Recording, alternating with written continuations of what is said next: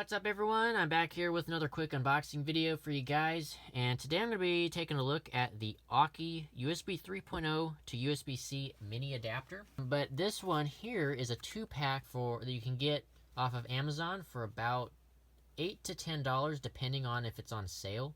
And it's significantly cheaper, so you get two for essentially the price that you would get for one of these. So this one, it costs $10 and this one is between $8 to $10 and you get two. So really good deal. Yeah, so anyway, let's go ahead and open this up and take a look at what we got in here. So we have the instruction user manual, just kind of show you how to use it and everything like that.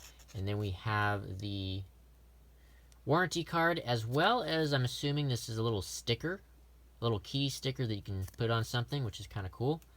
But anyway, here are the two adapters that you get. So again, as you can see, palm of my hand, they are actually really small.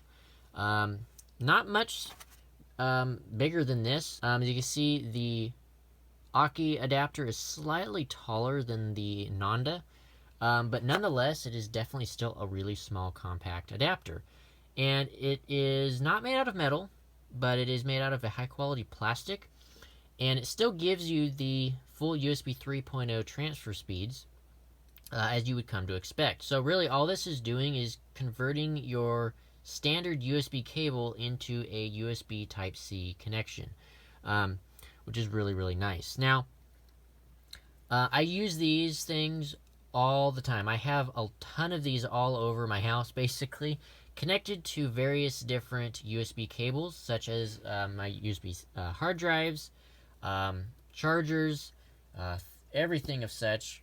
All you have to do is connect one of these to the end of one of those cables, and and just leave it there, and you've instantly converted it into USB-C. But anyway, yeah, that's basically it for this unboxing video. Hope you guys have enjoyed.